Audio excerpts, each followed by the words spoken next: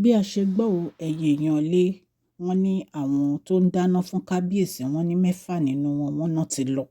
bí a ṣe gbọ́ allegedly ni o mo wólẹ̀ fún orí adé kábíyèsí ṣùgbọ́n nǹkan tí mo fi mú gist wá ni pé wọ́n ní olórí Tèmítọ́pẹ́ wọn nínú bí wọn ní ìgbà tí wọ́n mọ̀ wípé àwọn Kúkì wọ́n ti kúrò nínú palace wọ́n ní olórí Tèmítọ́pẹ́ ní àwọn ò ní dákẹ́ mọ́ o wípé àwọn máa pariwo síta nítorí pé kábíyèsí ti ṣe gbogbo ojúṣe tó yẹ kán ṣe gẹ́gẹ́ bí ọkọ fún àwọn wípé tí wọ́n bá dẹ̀ lé gbogbo Kúkù jáde wọ́n ní kábíyèsí ò ní dúró sínú palace wọ́n máa lọ sí ọ̀dọ̀ ọkọ Naomi wọ́n máa lọ jẹun ni ẹ̀yin èèyàn ilé ẹ jẹ́ ká jọ wọnú gist yìí. Mashola Gist TV ń kí yín Mashola Gist TV ń kí yín adúpẹ́ atọ́pẹ́dá Mashola Gist TV ń kí yín Mashola Gist TV ń kí yín ó ní ẹ ṣé o lọ́wọ́ ọkùnrin lọ́wọ́ obìnrin lọ́wọ́ ọmọdé lọ́wọ́ àgbà lórí gbogbo bẹ́ẹ̀ ṣe ń comment tẹ̀ ń like tẹ̀ ń share àdúpẹ́ ní ọwọ́ gbogbo yín Mashola Gist TV ń kí yín ẹ̀yin olólùfẹ́ wa ẹ káàbọ̀ sí Mashola Gist TV ṣé àlàáfíà ni ẹwà gbogbo lè ń kọ́ orúkọ mi ni Mashola kò yí padà a máa ń sọ̀rọ̀ nípa celebrity gist royal gist politics àti gbogbo nǹkan tó ń ṣẹlẹ̀ ní agbègbè orílẹ̀-èdè bàbá wa ní ilẹ̀ Nàìjíríà a ń sọ̀rọ̀ nípa celebrity gist royal gist politics àti gbogbo nǹkan tó ń ṣẹlẹ̀ ní orílẹ̀-èdè wa ẹ̀yin èèyàn lè tẹ́ bá ti subscribe ẹ tẹ notification bell kẹ́ ẹ subscribe so that a bá ti post any gist ẹ máa rí à ń sọ Yorùbá lórí channel yìí nítorí pé a fẹ́ gbàgbé àṣà àti èdè wa ẹ̀yin èèyàn lé à ń ṣe advert lọ́lọ́kùn òjọ̀kan lórí channel yìí ẹ kàn sí wa ní Mashola Gist TV Ọlọ́run Elédùmarè á bá mi ràn gbogbo yín lọ́wọ́ á bá mi gbọ́wọ́ yín sókè òkè ní ọlá yín á máa lọ ọlá yín ò ní lọ ìsàlẹ̀ láéláé ẹ̀yin èèyàn lé bí a ṣe ń sọ lọ à ń sọ̀rọ̀ nípa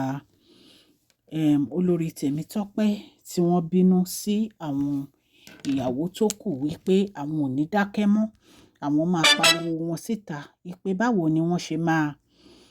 lé gbogbo àwọn tó ń so oúnjẹ fún kábíyèsí lọ wípé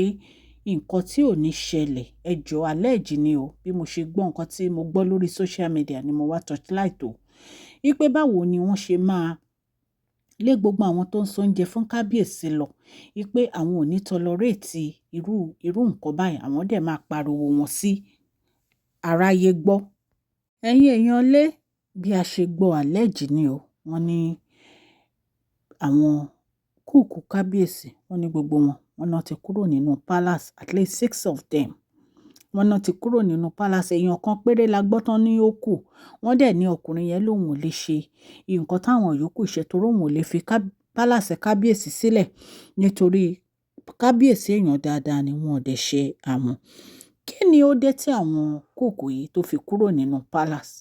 wọ́n ní olórí Tèmítọ́pẹ́ ní nǹkan tí àwọn àǹtí Wahem àti Aru ń ṣe wípé kò dáa wípé kí ló dé tí àwọn Kúkù fi lọ tí wọ́n fi kúrò nínú palace àmọ́ o ẹ̀yin èèyàn lé Mashola ò lè sọ pé nǹkan báyìí ló dé nǹkan tá a gbọ́ la ní ká mú wá sí etí ìgbọ́ yín ẹ̀yin ará lé wọ́n nígbà tí àwọn elders gbọ́ pé gbogbo wọn sá lọ ipá àwọn Kúkù ti lọ wọ́n ní kán lọ wá wọn ní ibi tí wọ́n ń gbé ní village wọn pé kí wọ́n mú wọn wá sí palace kan wá sọ ìdí tí wọ́n fi kúrò nínú palace ẹ̀yin ará lé nǹkan tá a gbọ́ nìyẹn ẹ̀yin èèyàn lé bí a ṣe gbọ́ nìyẹn wọ́n ní àwọn elder ní kán lọ wá wọn wá kí wọ́n wá sọ nǹkan tó fi kúrò nínú palace tí wọ́n fi palace sílẹ̀ àti ìmọ̀ nǹkan tá a máa bá bọ̀ lórí ìyẹn ṣùgbọ́n nǹkan tí ó ń ya èmi lẹ́nu ni pé iṣẹ́ mẹ́pà wà máa ń torchlight sí nǹkan tá a bá gbọ́ lórí social media ni kí ló dé tí àwọn Kúkù ìtàn fi kúrò nínú palace kábíyèsí ẹ̀yin ará lé a lè sọ o a lè sọ pé nǹkan báyìí ló dé ṣùgbọ́n èmi feel pé kò save palace ò save right now nítorí pé number one báwo ni a ṣe mọ nǹkan tó dé táwọn Kúkù fi lọ kí ni a lè sọ pé nǹkan tó dé tí wọ́n fi kúrò number one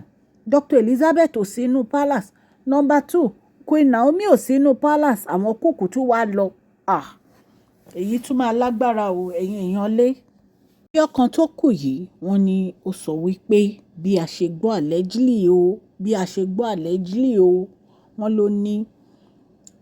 bóyá ẹ̀rù ń ba àwọn tó kù ni wípé nítorí àwọn àṣírí tó wà lọ́wọ́ wọn wípé bóyá táwọn bá tú àṣírí yìí síta bóyá